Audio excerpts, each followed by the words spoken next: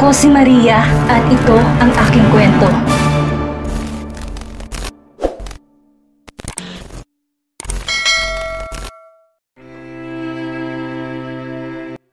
Lucy's POV. Pagkapasok ko sa loob ng kwarto, hindi ko maiwasang mapangiti na mapansin ko kung gaano kaganda yon. Kulay pink ang buong paligid, mula kortina hanggang kama, pati na rin ang malambot na sahig. Yes, mas malambot ang sahig dahil sa makapal na carpet kumpara sa hinigan kong papag sa malit naming bahay ni Nanay Matilde. Dahan-dahan pa ako naglakad patungong kama at sinalat iyon. Lalong lumawak ang pagkakangiti ko na mapansin ko kung gaano kalambot iyon. Hindi pa nga ako nakontento at pumatong pa ako at tumalon-talon at nang mapagod patihaya ako nahiga ng kama habang di inalis ang pagkakangiti sa labi ko. This is life. Ganito palang feeling ng isang mayaman. Lahat ng nasa paligid magaganda. Heist, kailangan ko siguro magpakabait kay Corton para ma-enjoy ko ang ganitong buhay. Nanatili pa ako ng ilang saglit habang nakahiga sa kama, habang nagmumuni-muni hanggang sa makaramdam ako ng antok. Mabilis akong bumangon ng kama habang nililibot ang tingin sa paligid. Kailangan ko muna maglinis ng katawan bago ko matulog.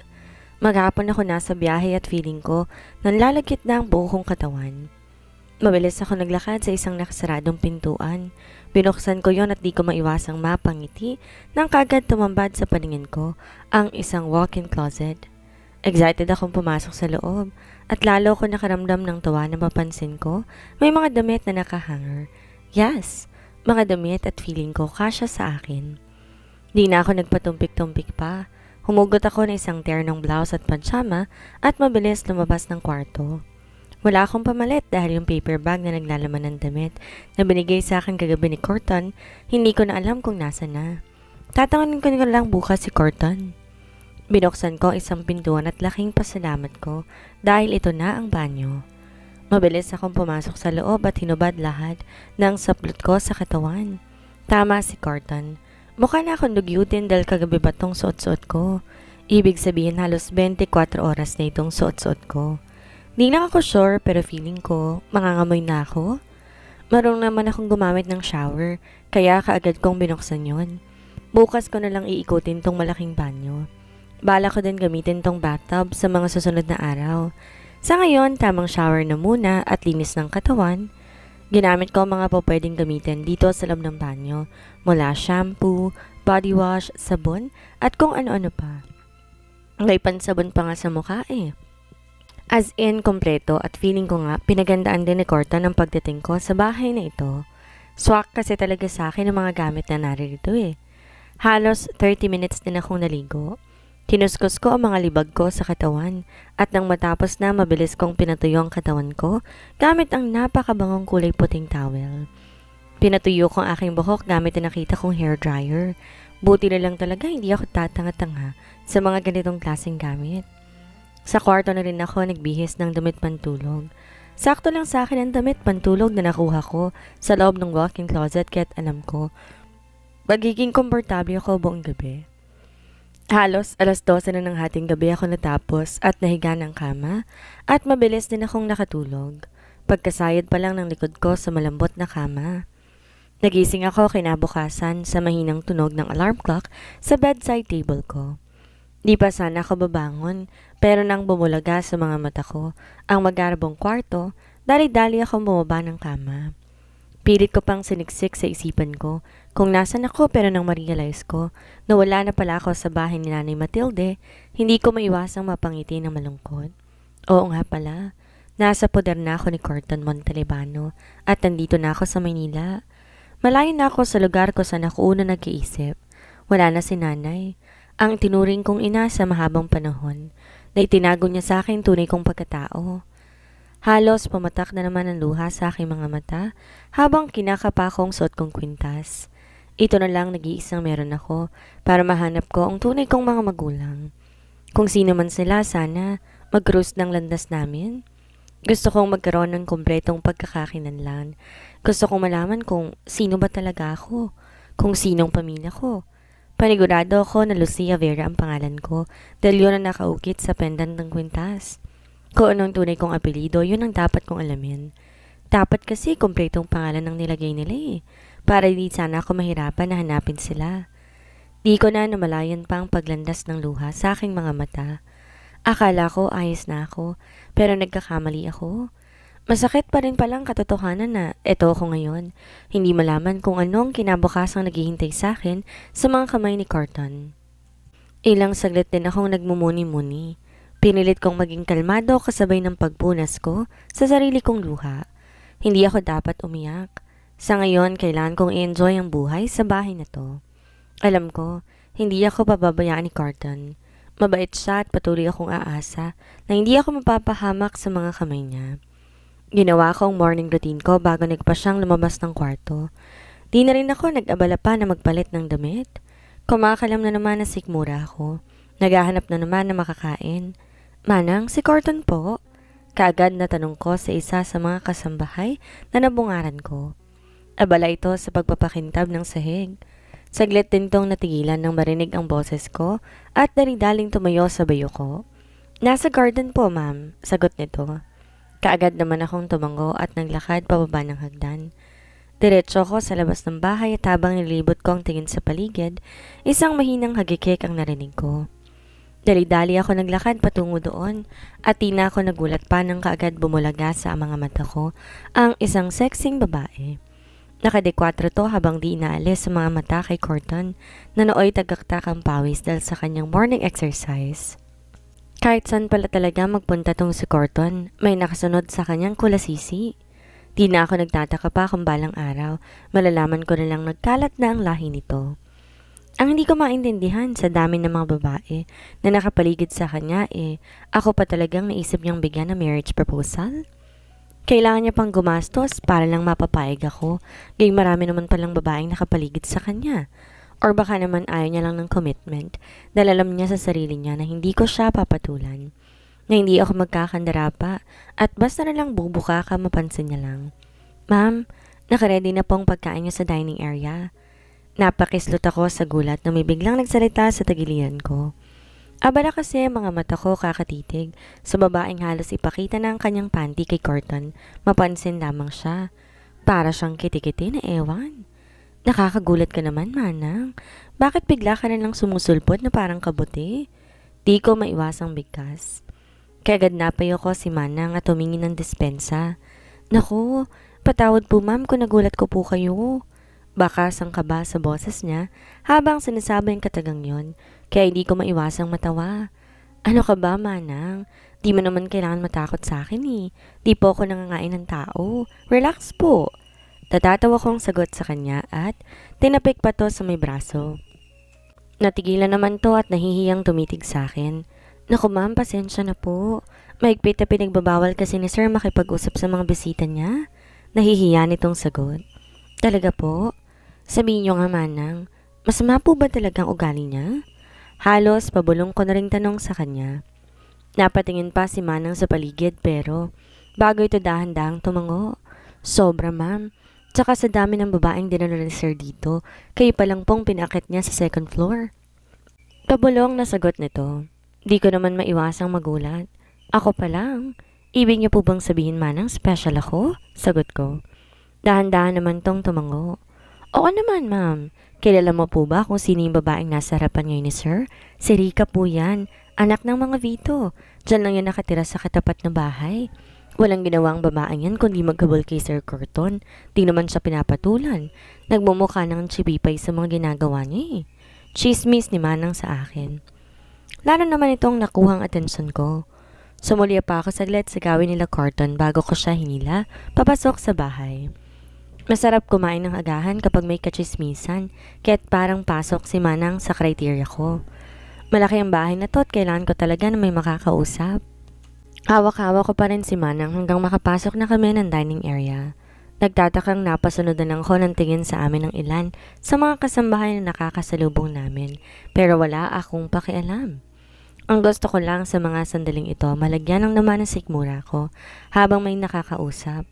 Total, busy din si Carton sa kanyang bisitang kulasisi. Mag-BBC-bisihan na lang din muna ako.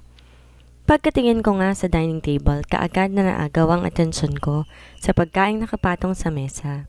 cookies at halatang masarap, kaya agad akong kumuha ng isa pa. Nagtanong pa ako kay Manang kung may kape pa sila at nang sinabi niyang meron daw, kaagad din akong nagpatimpla.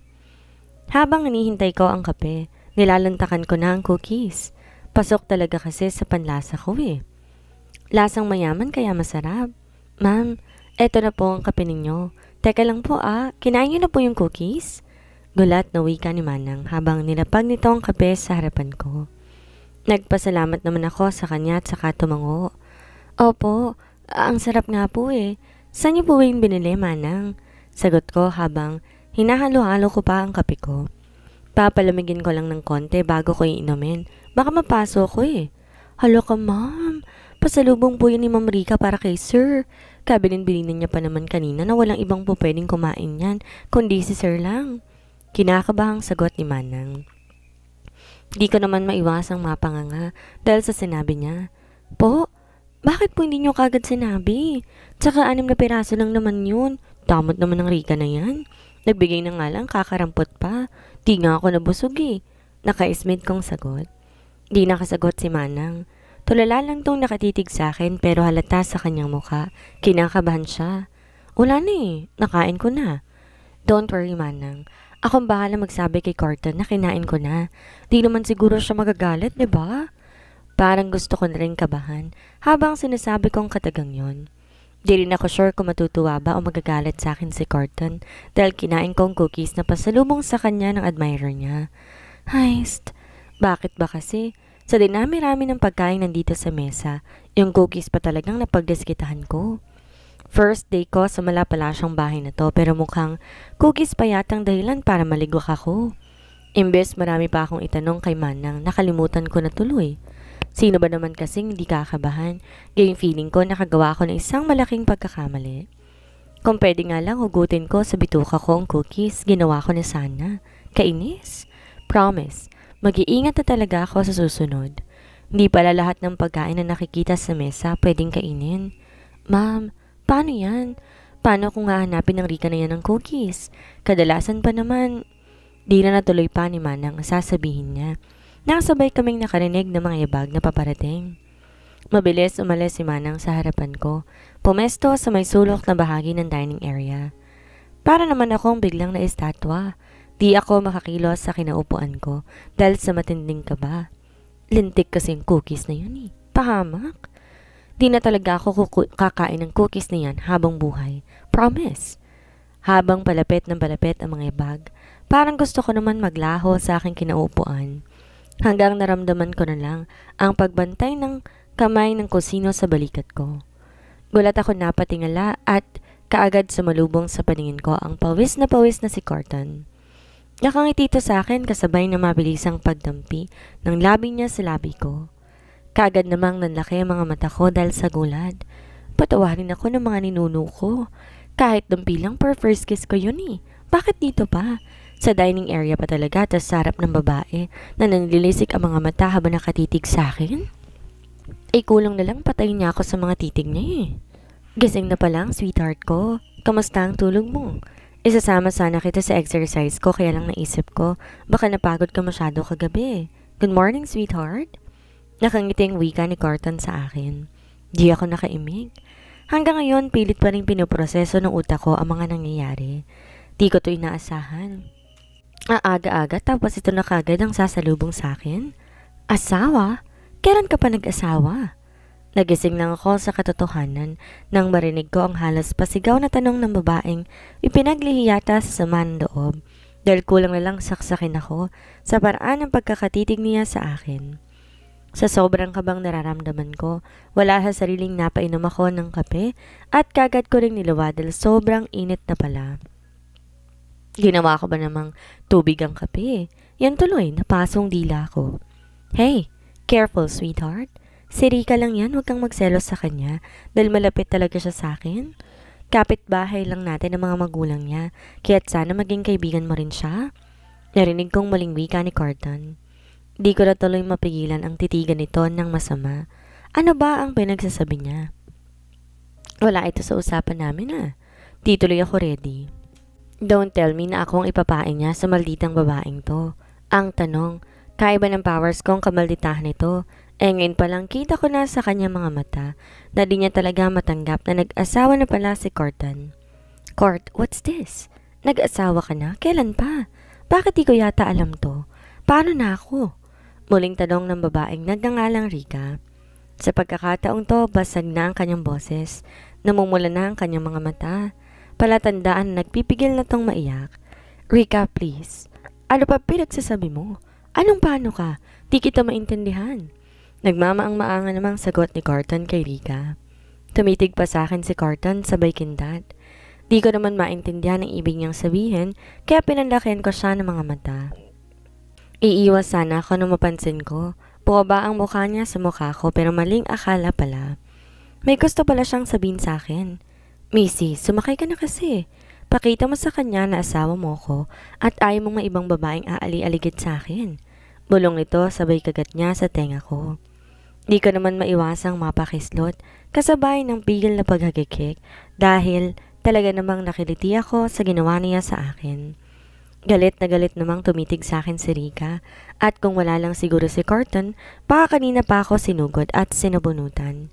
Sweetheart, sino siya? Bakit ang aga-aga may bisita ka na kaagad?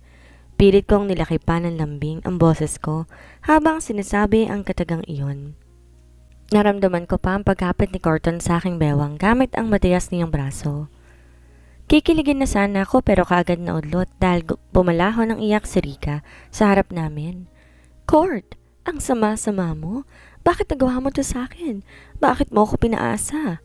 Parang batang sigaw nito habang tuloy-tuloy ng pagpatak ng luha sa kanyang mga mata. Di ko tuloy maiwasan na mag-alala. Patay na patay talaga siguro ang babaeng to kay Corton dahil nagawa niyang umiyak kahit na may ibang tao. Rika, hindi kita pinaasa. Nagkataon lang na talaga na parang nakababatang kapatid na ang tingin ko sa'yo. Hindi pwedeng maging tayo dahil pag-aari na ng ibang babae ang puso ko. Sagot ni Corton na nagpangiwi sa akin. Walang awa, direct to the point. Pero mahal kita, Corton. Mahal na mahal kita. Ano ba ang kulang sa akin? Bakit di mo ako kayang mahalin? Mas maganda naman ako sa kanya. Parang batang sigaw ni Rika, talagang dinuro pa ako. Mas maganda daw siya sa akin? San banda? Well, aminado naman akong maganda nga siya. Halatang anak mayaman at sobrang kinis ng kutis. Parang artistahin. Di ko lang maintindihan tong si Corton. Sa sobrang pagiging babaero nito, mukhang si Rika lang ang ayaw niyang patulan. Bakit kaya? At bakit ayaw niya ng babaeng kasing yaman niya? Kapit-bahay lang din pala niya, so ibig sabihin, may sinabi rin sa buhay. Miss Rika, uwi na po kayo. Baka hinahanap na kayo ng mga magulang po. Aga-aga pa o tas nangangapit-bahay na kagad kayo. Di po magandang tingnan. Sabat ko naman. Wala lang. Gusto ko sanang siyang bigyan ng payo kaya lang parang matapobre. Isa pa, ilang beses ko rin siyang nahuling palihim akong iniirapan kahit umiiyak na siya. Shut up! Hindi ikaw ang kinakausap ko. Hindi ako papayag na ikaw ang pipiliin ni Corton. Maaaring kasal na kayo pero hindi pa rin ako titigil hanggat di siya maging akin. Galit na signal sa akin ito. Walang iyang babae? Harap-harapan talaga? Siguro spoiled brat to. Galit na signal sa akin ito. Kulang sa disiplina ng mga magulang. Rika, enough. Umalis ka na.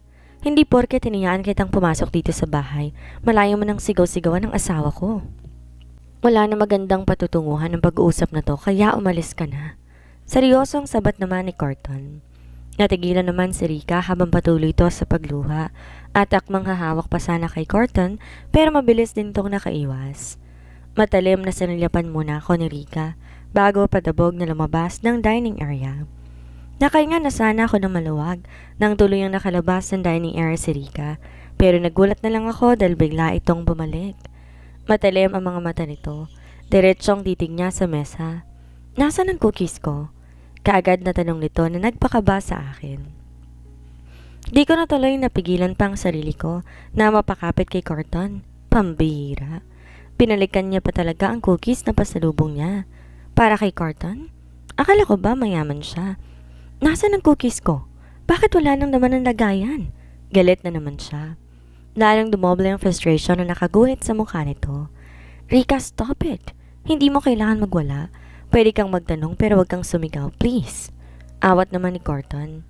Hirap palang makiharap sa mga ganitong tao. Walang hiya. Huwag niyang sabihin balak niya pang bawiin ang naibigay niya na. Where are the cookies, Manang? Narinig kong tanong ni Carton kay Manang na halos hindi na humihinga sa gilid. Di ko maintindihan si Manang at iba pang mga kasambahay. Ba't parang takot na takot sila sa amo nila? Kagabi ko pa kasi napapansin to eh. Ano po kasi, sir, Kuan? Pautal-utal na sagot ni Manang sabay sulyap sa akin. Kinain ko na. Maiksi kong sagot. Napansin kong lalong nanlaki mga mata ni Rika habang nakatitig sa akin. Kung kanina galit siya, mas galit yata siya ngayon. Kung naging dragon to kanina pa, siguro binugahan na ako ng apoy. Kinain mo? Kinain mong cookies na pinaghirapan kong gawin para kay Corton? Galit na sigaw nito. Kagad namang nagpanting ang tenga ko dahil sa inasta niya. Kung makasigaw, kala mo, may nagawa akong malaking pagkakamali. Feeling niya siya nagpapalaman sa akin, gayong cookies lang naman ang kinain ko, at mali ko bang galing sa kanya yon? Wala namang pangalang nakalagay. Sa susunod, kapag magbibigay ka, lagyan mo ng pangalan. Marunong ka naman siguro magsulat, diba? Naiinis kong sagot. Talagang pikon na ako sa babaeng to. Ang dami niyang kaartihan sa katawan. Ayaw na lang kasing tanggapin sa sarili niya na ayaw sa kanya ni Carton. Unang araw ko sa bahay na to tapos ito kaagad ang sumalubong sa akin. Sinong tangang matutuwa? Patay gutom ka ba? Hindi para sa iyon. Bakit mo kakainin? Galit din na sagot nito. Akbang sasagot ulit ako pero malakas na boses na ni Carton ang umalingaw sa buong paligid. Stop it! Rika, please, binigay mo na yun sa akin. At hindi ako mahilig sa cookies. Anong problema kung kinain ni Lucy? Asawa ko siya at konting respeto naman. Kung pumunta ka lang dito sa bahay para makipag-away, pues huwag ka nang babalik. Huwag mong i-stressin ang asawa ko dahil sa mga kapritsyo mo. Wika nito na agad nagpatanga kay Butter. Kumibot-kibot pa ang bibig nito at mabilis na nag-walk out. Narinig ko pa ang mahina nitong paghigbi bago siya nakalayo. Tulala naman akong napatitig na lang sa pintuan at nagdarasal na sana wag na siyang bumalik. Ikaw naman, bakit mo kinain ang cookies niya? Ang daming food dito sa mesa, yun pa talagang kinain mo? Tanong naman ni Carton. Naiinis akong naupo sa upuan bago ko to sinagot. Wala naman kasing nakalagay na bawal. Akala ko lahat ng mga pagkain nandito sa mesa pwedeng kainin. Hindi ko lang alam may mga bawal pala. Malungkot kong sagot sa kanya. Guilty na nga ako dahil feeling ko patay gutom ako sa tingin ng Rika na yun. Tapos kakastiguhin niya pa ako. Ay, saklap. Bakit ba ako napunta sa gantong sitwasyon? Sorry, di ko rin kasi alam na hahanapin niya pang naibigay niya na. Sige na, tuloy mo na ang pagkain. Magsha-shower lang ako. Sagot nito at mabilis na akong tinalikuran. Naiwan naman akong di na maipinta ang mukha. Sira ang araw ko dahil sa lintik na Rika na yon. Parang gusto ko na lang tuloy bumalik ng kwarto at magkulong. Nawalan na rin kasi ako ng gana. Sino ba naman ang gaganahan gayon kay aga-aga? Ito kaagad ang sumalubong sa akin? Huwag na huwag bumalik ang Rika na yon sa pamamahay na to. Kung hindi, ako naman mapapahiya sa kanya. Makikita niya. Ma'am, gusto niyo po bang ipagtimpla ko ulit kayo ng kape? Natigil lang ako sa pagmumuni-muni nang marinig ko ang boses ni Manang. Napatitig ako sa kape na nasa harapan ko. Malamig na yon at wala rin ako sa mood para inumin iyon. In fairness naman kay Manang, di niya ako tinuro na akong kumain ng cookies. Ako tong umamin kaya nabuko ko. Manang, ayos na po. Nawalan na po ako ng gana. Malungkot kong sagot sabay tayo. Di naman nakaligtas sa mga mata ko ang awa na nakaguhit sa kanyang mga mata. Masanay na po kayo ma'am sa ugaling ng Rika na yun. Maldita po talaga yon tapos bigla-bigla na lang sumusulpot dito sa bahay. Di nga po namin alam kung bakit hinahayaan lang ni Sir. Siguro dahil kasosyo niya sa ilang mga negosyong ama ni Rika, pagkakwento ni Manang. Lalo naman ako nakaramdam ng lungkot. Maayos nga ang pakikitungo ni Carton sa akin. May dumating namang mga outsider na asungot. Bakit ba kasi hindi nilang si Rika na yon ang pakasalan niya? Ayos na po Manang, sa kwarto na lang po muna ako. Malungkot kong sagot. Ewan ko ba hindi ko maintindihan ang sarili ko kung bakit ako nalulungkot ng ganito. Wala naman sana kung pakialam pa kung sino at ano ba talaga si Rika sa buhay ni Carton. Bahala na sila dahil ang kailangan kong hintayin kung ano ba talaga ang plano ni Carton sa pinirmahan naming marriage contract. Hanggang ngayon kasi hindi ko pa rin gets kung ano ba talaga ang gusto niya sa akin.